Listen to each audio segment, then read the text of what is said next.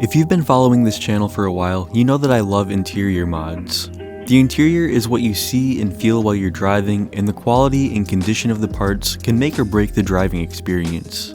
Unfortunately, the interior of the FR-S and BRZ left a lot to be desired.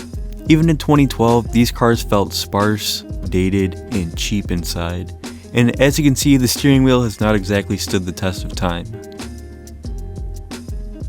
So after reading some reviews online and watching a couple YouTube videos, I decided to take a chance on this wheel from a brand called Revsoul on eBay for around $250. This is one of the most affordable, if not the most affordable wheels for this car. So let's unbox this thing and see what kind of quality we're dealing with here.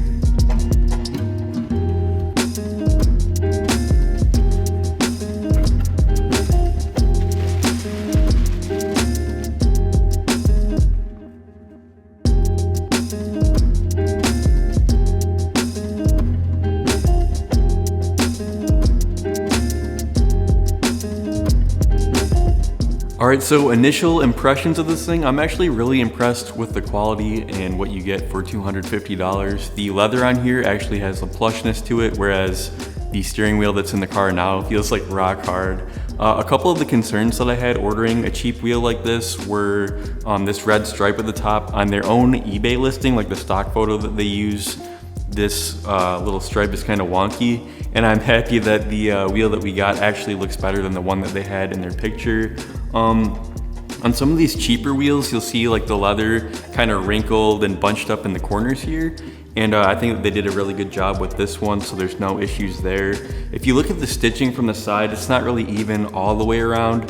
To be honest with you, it's not perfect on the stock wheel either, but this one is a little bit worse. And then if you look in the very bottom here, there's a section where the leather kind of folds over, like they didn't cut it tight enough.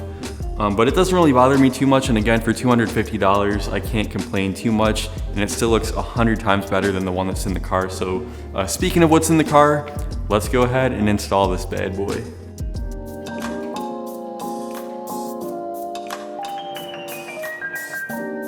Since we're removing the airbag, I'm disconnecting the battery.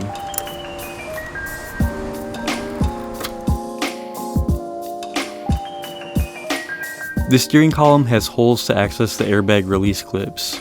I find that the blunt tip of an Allen wrench works best for this. If you put the key in the ignition, it'll unlock the wheel. Not only does it make it easier to access the bottom hole, but it'll give you a new appreciation for power steering.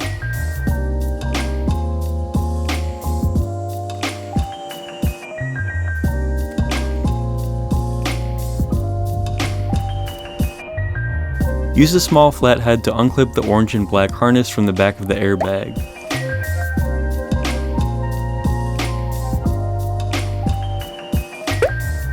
Disconnect this small blue wire as well. Unplug the cruise control harness from the clock spring. The steering wheel is held on with a 17mm nut, and it takes some strength to loosen it.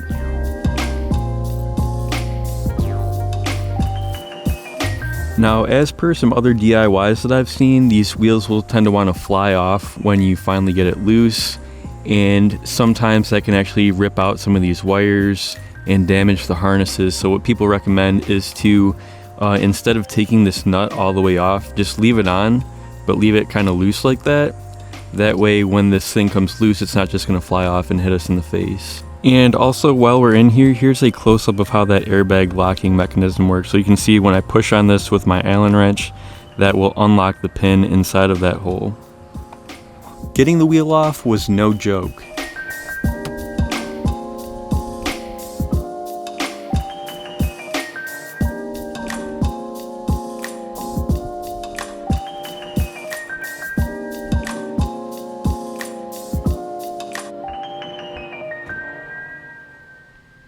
Alright, so with the wheel out of the car, we just need to transfer some things over. Now, interestingly, even though this car is a 2014, they did not have any buttons on the steering wheel, so this should really be a breeze. The only electronic thing that has to move over is the cruise control module there, but that's really it. So looking at it side by side, you can see that the new wheel is quite a bit thicker.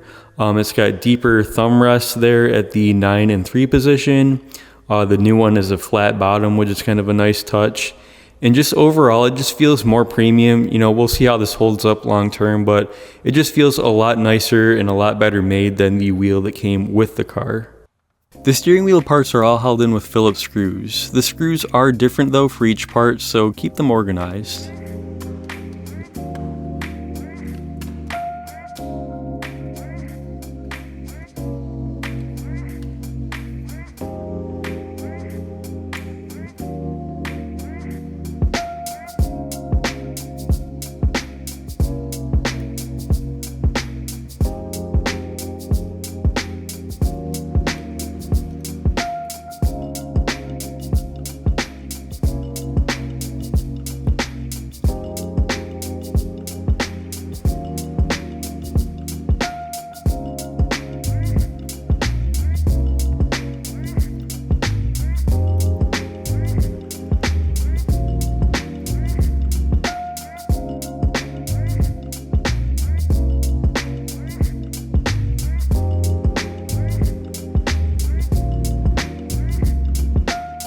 With the wheel assembled, it's ready to go in the car. Important note, on BMW steering wheels there's a notch in the spline that only allows the wheel to go on one way.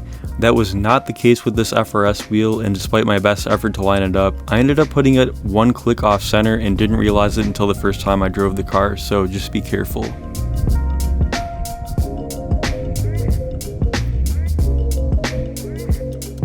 According to the forums, the torque spec for the wheel nut was 29 foot-pounds.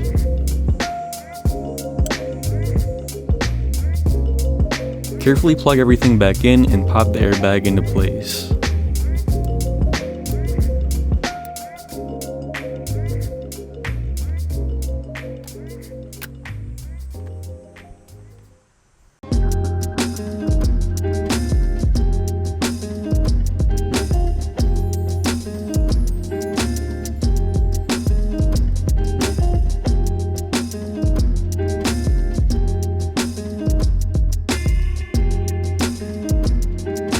Well, there you have it for $250 in about 2 hours of your time. This might be one of the best affordable interior modifications that you can do. It really makes the car feel more premium and adds to the driving experience, in my opinion. Now, this brand Revsoul or Revsoul, they do make these wheels for different cars as well. I didn't see anything for BMW, but if you check eBay, there are certainly other sort of eBay, Alibaba type brands out there that make wheels for BMWs, and the installation process is almost exactly the same. In fact, I've done a couple BMW wheel DIYs. I will leave those down in the description below. But thanks for watching, guys. Give me a thumbs up if this was helpful, and pick up a shirt on my website down in the description. I'll see you guys in the next video.